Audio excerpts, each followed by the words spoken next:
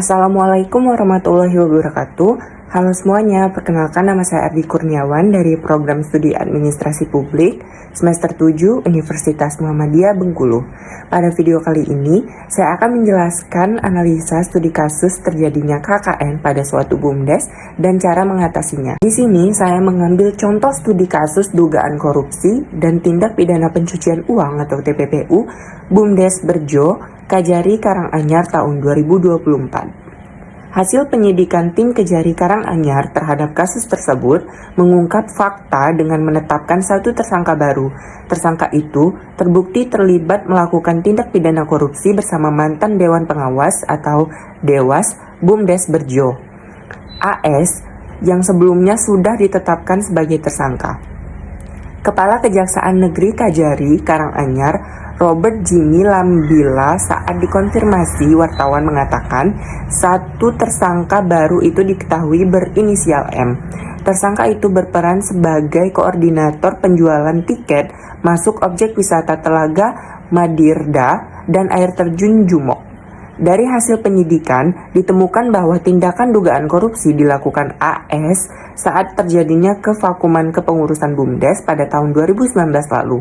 AS diduga melakukan penyelewengan dana pengelolaan objek wisata di Desa Berjo dengan modus menduplikasi tiket dan menggunakan dana pengelolaan parkir untuk keperluan pribadi.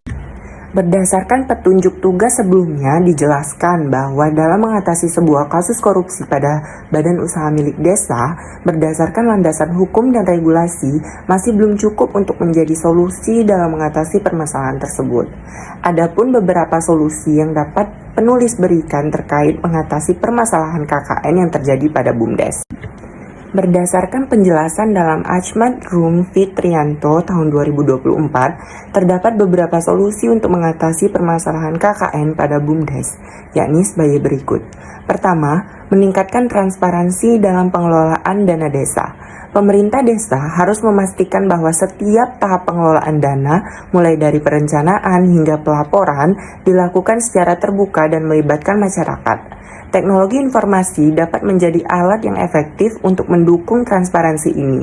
Misalnya, penggunaan aplikasi e-budgeting dan e-reporting memungkinkan masyarakat dan pihak berwenang untuk memantau alokasi dan penggunaan dana secara real-time sehingga meminimalkan peluang terjadinya penyelewengan.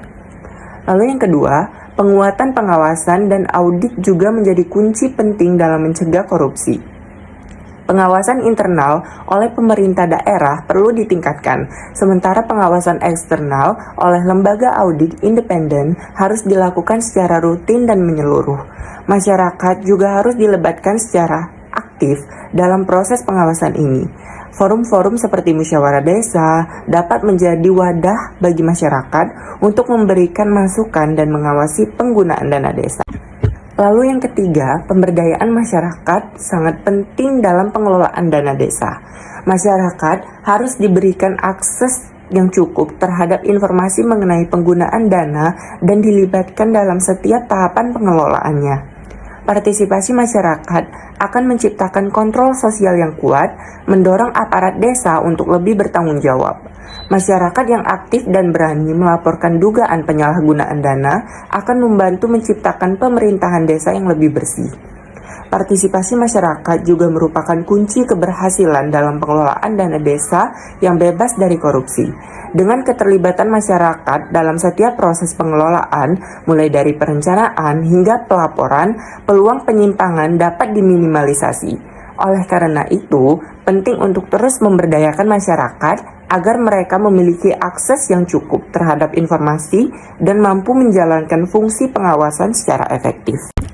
Nah, berdasarkan penjelasan yang telah diuraikan sebelumnya, maka dapat disimpulkan bahwa untuk mengatasi masalah korupsi di desa, diperlukan pendekatan yang komprehensif dan melibatkan banyak pihak. Pemerintah, masyarakat, dan organisasi masyarakat sipil harus bekerja sama dalam menerapkan langkah-langkah pencegahan dan penanganan yang efektif. Berbagai solusi yang dirancang tidak hanya bertujuan untuk mengurangi korupsi, tetapi juga untuk memperkuat sistem pengelolaan dana di desa, sehingga mampu meningkatkan kesejahteraan masyarakat. Setiap pihak harus berperan aktif dalam menciptakan sistem yang lebih transparan, akuntabel, dan bebas dari penyalahgunaan. Baiklah, itulah tadi yang dapat saya sampaikan mengenai hasil analisa yang saya lakukan terkait studi kasus terjadinya KKN pada suatu BUMDes dan solusi dalam mengatasinya. Terima kasih atas perhatiannya. Lebih dan kurang saya mohon maaf, kepada Allah saya mohon ampun.